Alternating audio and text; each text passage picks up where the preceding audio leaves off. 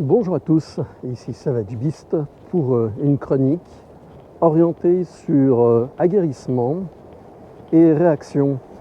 En fait, il faut se rendre compte d'une chose, on vit dans un monde qui est quand même confortable et de manière à pouvoir être plus efficace en cas de problème, eh bien il est important de pouvoir faire des sorties dans des conditions difficiles. Donc je vais parler des conditions d'aujourd'hui. J'ai pas dormi de la nuit pour des raisons personnelles. J'avais des choses à régler, j'ai pas pu tout faire.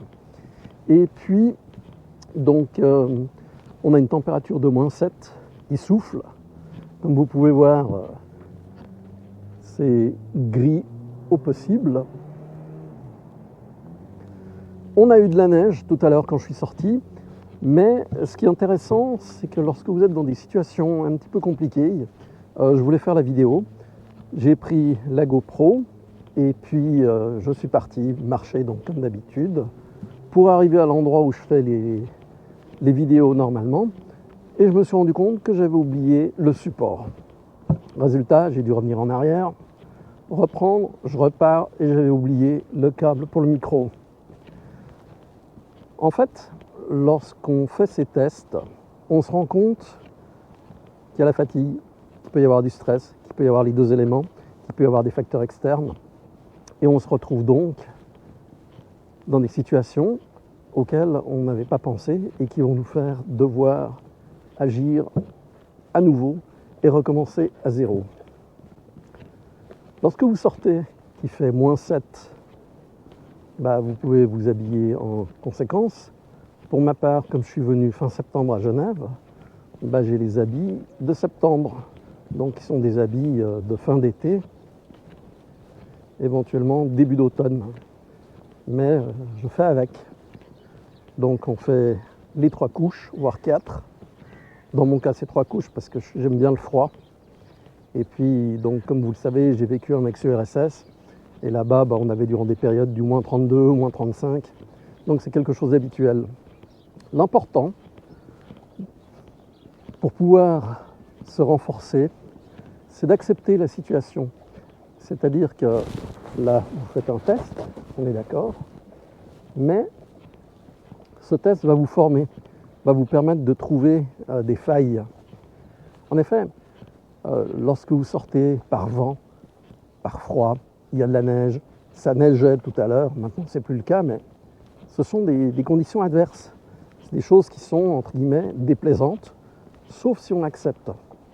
Et en fait, par cette acceptation, on rend les choses beaucoup plus faciles.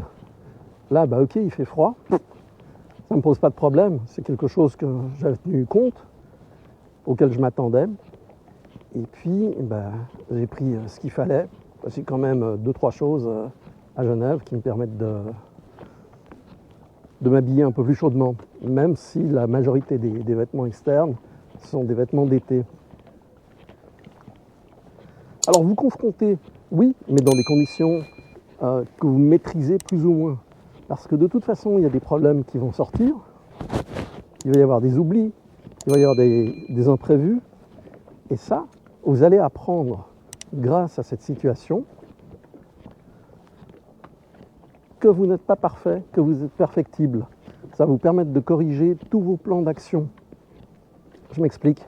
Si dans votre bob, c'est un bob qui a été prévu pour l'été, vous n'avez peut-être pas une écharpe dedans. Truc ridicule.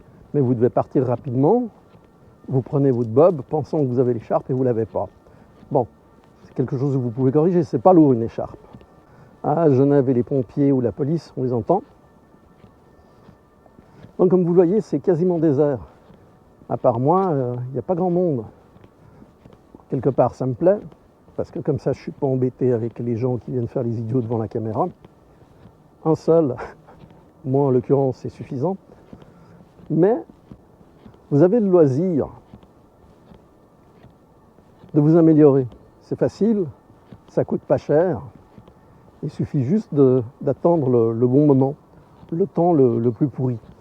En fait, lors des Lors des opérations les plus pourries au niveau militaire, ils prennent le temps qui est vraiment le plus dégueulasse possible. Et parce que les sentinelles n'ont qu'une envie, c'est de rentrer à l'abri au chaud, de ne pas rester à l'extérieur sous la pluie, au froid, au vent, que sais-je.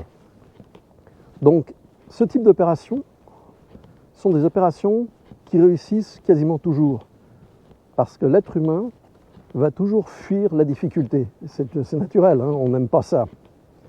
Alors si vous habituez à évoluer dans des milieux difficiles, à sortir par exemple lorsqu'il pleut à verse, mais vraiment à grosses gouttes, qu'on est trempe lorsqu'on rentre, ça va vous changer totalement la donne. La manière dont vous allez apprécier les choses, ça va vous renforcer au niveau mental, ça va vous renforcer au niveau capacité, ça va vous renforcer au niveau compétence. C'est pas la même chose se balader quand il y a du soleil que lorsqu'il y a un orage.